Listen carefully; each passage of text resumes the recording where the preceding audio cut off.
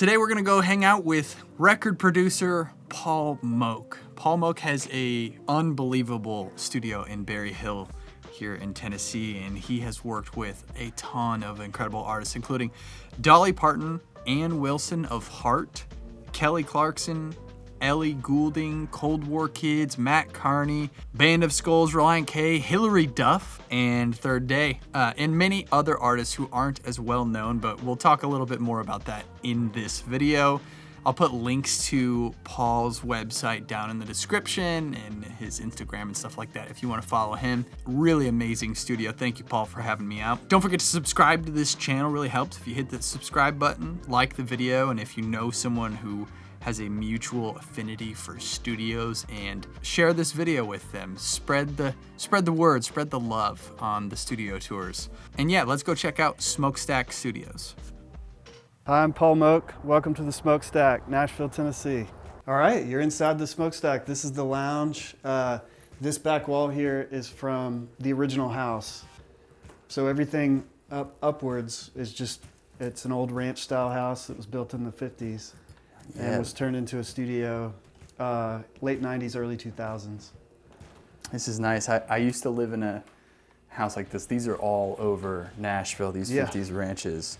They are. And then somebody just expanded on it at some point in the back? Yeah, I think in the 90s the zoning changed from residential to commercial, and Music Row was getting too expensive, so a lot of studios moved over here. I think East Iris was maybe the first. Treasure Isle. Oh yeah. And then Blackbird, and people started migrating over here. And so, yeah, they just blew out the back. You'll see when we go in the studio, and use the house as the lounge. That's killer. All right, you got a kitchen over here. Yep. Super nice. Yeah, I don't cook, but we could if we needed to. Dude, I would be putting this thing to use. People who know me know I'm always in the kitchen. I love it. My dream is like, you know, get back to those like 80s record budgets where we could just have a caterer in here. Oh yeah. You know? Yeah, a little dining room, whole set here. Yeah, you know, this table actually was the table my dad ate breakfast on when he was a kid from my grandmother. This Pontiac sign, my family, I'm from Mississippi. They own a small mom and pop car dealership, and my whole life they sold Pontiacs, and this was from the original Pontiac lot. Dang. Yeah. That is so cool. Everything in here kind of has some kind of sentimental connection. Cool, let's go. I'll follow you into the main room. Oh, yeah. Wow. It's very deceiving. Yeah. You know, from the front. Yeah, I like the anonymity of the outside of the building. Part of the charm of Berry Hill is you don't know what else tucked back in here. We're in the center of Nashville, but kind of away from it all too. Wow, so you have a immediately distinguished aesthetic in here. It is kind of like a mix of a head shop and like an old like record store kind of vibe. Well, I love thrift shopping, old stuff. So, and now it's gotten to the point where people just like these hear no evil, speak no evil, see no evil things. People just keep bringing them because they know that I like them. So the collection's grown. Man, this is amazing. All right, so control room. Yep. You've got a big is G Plus 4000. Yep. GE. It's yeah, 4056. 4056. Yeah. Beautiful. This came from New York. It was installed in the studio before I bought the studio, but it's from Soundtracks, which a couple of rooms over was the Neve room where Nirvana's Nevermind was mixed. So no. This was in the same building. Wow. Which to me is like pretty cool. And we use it, man, like every small fader we use to like some combinations of mics down so that we keep the track count down. I love the sound of the board when you really push it to the limit. It's like, it's all those records that I grew up on, you know? And then all of this goody equipment back here. There are so many things that I would love to go through if this video was 10 hours long. So you got a Studer back there. Yep, which gets used every record, man. You've got a case over the top, which is genius. Yep, Keep the dust off of keep it. everything, the tape heads and everything clean. And Yeah, we've got it slaved to the computer, so we'll go simultaneously to the tape machine and Pro Tools, immediately fly. Like, let's say we did 5 passes and we're gonna comp between those 5. We'll fly everything into Pro Tools. It's like we get the sound of tape without having to stay on it. and have it take forever to do stuff.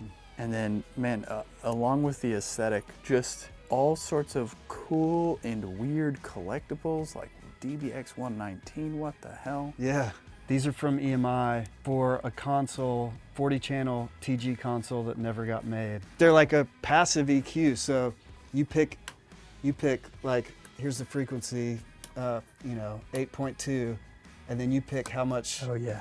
And it's dragging everything around it down. Oh. With a network of resistors, because they're passive. What's this guy? What are you using this for? This is an old Neve sidecar from, I think this is late 70s. It was a little broadcast console, and I bought this and an MCI tape machine probably 15 years ago from a friend of mine named Reed Shippen, who's here in town. I used it for everything for a long time, just like electric guitar, summing drum stuff down. I used it as a center section for a while too, in my old spot. You got the Color Box 500s. Yes, Those are they're special awesome. there. They don't make those anymore.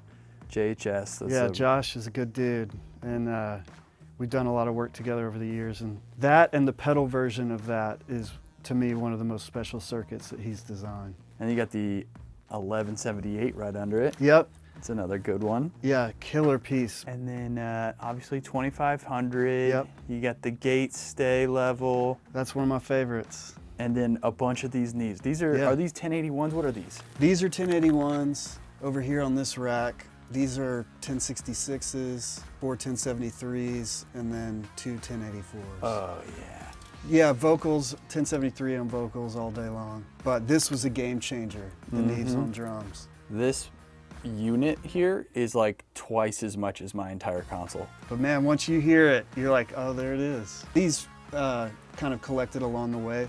This was a one-time purchase, and it was a lot of money, and the first 10 minutes of getting And you drums plugged it was in, you're like, worth it. yeah. Oh, and you got the big Ampexes. Yeah, these are awesome. This one sadly came out of a machine that I was trying to revive. The tape transport was just, it had seen its day. So my tech, Vince Fast, he modded them with all the Steve Albini mods. Bunch of APIs under here. Yep. So you got the knees, the APIs, you got the Ampexes, you got some Altec stuff up here. And then obviously, Chandler stuff. I mean, TGs. good Lord. And then all these beautiful compressors over here. I know it never gets old seeing distressors and 1176 SPL. These are actually, this is my favorite vocal compressor. The BL40, you know about those? It was for broadcasting. It's basically an LA3 into an 1176. Whoa. In one box. And That's cool. they were made to set and forget, so all the controls were with little trim pots, and there was a panel that went over the top so that no one could turn the settings. Nice. And are these like kind of fun little Just slapback effects? machines, yeah, for vocals. So this is like a Wim copycat. Four playback heads, so you can't change the time other than selecting which head. Old Magnasync. We put those on vocals. God, it's a shame you don't have any guitars in here though. Well, that was my bread and butter for a long time, man. Holy cow. Yeah. Fantastic collection. And just right here, Yeah. grab and go. Yep. I'm catching a grab and go, everything's sort of ready vibe. That is the plan, man. When creativity strikes, you want to be able to record at that moment, Going into the live room. Ooh. Oh, this is nice. Usually just use that for bass. Oh my for gosh. isolating the bass amp. Now this is just such a gift. How beautiful is this? What did you think when you found this? And how different is it now than when you found it? Oh, night and day, man. It was like an extended Holiday Inn. All of the construction was right, and when having stuff set up and ready to go has kind of been built into my ethos since the beginning. So when I walked in and saw all the tie lines and there's 5 ISO booths, I was like, man, this could be a good home for me. super comfortable and clean, man. It's it's everything I try to do in my home studio. Yeah, thank you. That's very intentional. You know, I work with a lot of bands and artists that are at the very beginning of their trajectory, and we're trying to find the sound. Mm-hmm. You know, studios can be scary for someone that isn't used to this environment of having a mic right up in your face. Also, you want to give people a space not only where they feel comfortable, but they feel like they can take chances and it's safe. Well, you did a great job, dude. Thanks. Again, with the guitars, holy cow. So you've got like an incredible collection of electrics in the booth. Yep. Unreal collection of, I mean, it seems like everything. You got acoustics. Yeah. Some extra stuff over there. Bunch of weird tunings, and you know, tenor guitars and 12 strings, and just trying to find the right sound. And then same, you've already beat me to the amp wall. I just got like, and now I have like 4 amps. I'm like, my amp wall is growing. And I see this and I'm like, that's it. That's how you do it. So how's it all work? You've got Well, you got to know what you're doing first of all, because you know, you could very easily blow up a head if you patch it into the wrong cabinet. But there's a speaker patch bay over here with all the cabs that are in the booth. Pick your head, pick your cab, patch away, and it's ready to go. And then this whole wall is on a variac, so you can see we're at 112 right now. Because I think the voltage that comes into the building is like 122. And for a lot of these old amps, they were kind of made more for 115. Oh my gosh. So you got everything, mics generally placed? Sure, yeah. A Right. good starting point, at least. How many years have you been sort of collecting and picking stuff out? I'm well quarter century into this thing, so yeah, this is like 25 plus years of collecting. When I moved to Nashville, I had 1 electric guitar, 1 acoustic guitar, and a Marshall JCM 900 half stack. Oh yeah, okay, and then drums. Yeah. Boom. I wish I could play drums. So there's some really unique pieces that are here for anybody that comes in to use the studio or work with me. Pretty rare stuff like this Tama Bell Brass, Nirvana Nevermind, the Black Album. Oh. That snare, they're super hard to find. 1920s Ludwig Black Beauty. This is a Keplinger,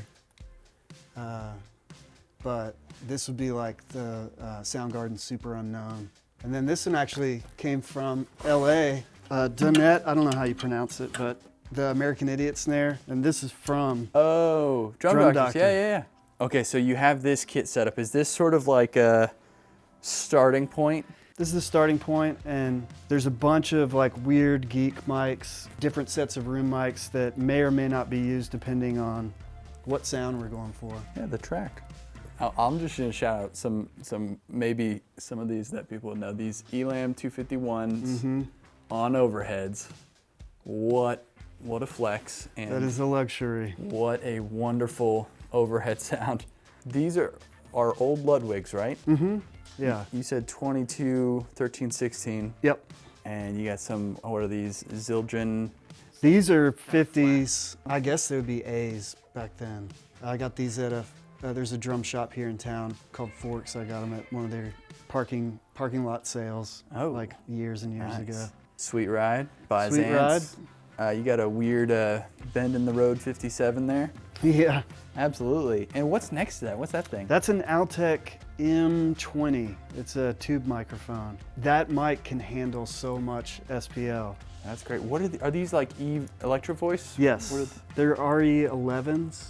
You know, I used 421s for years, and I have a pair of Sony C37s that are also good, but Oh yeah. we have the bottom mic'd with the 57, Uh-huh.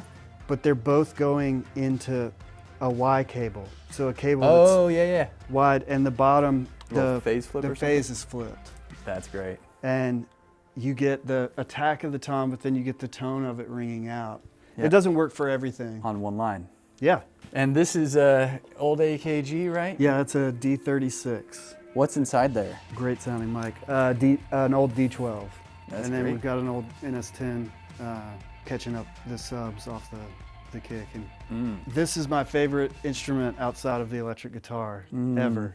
I pretty much find a way to play this on every record that I produce. So you got the B3, the Whirly, Rhodes, Vox Continental, Mellotron, Moog. Some of them go to, like the Whirly goes to an amp in the other room. The Rhodes goes to a stereo DI, so you can still play it out here. That's killer. Do you play keys yourself? I do, yeah. Yeah, that's a big part of what I do is both guitar and keys. Oh man, okay, so.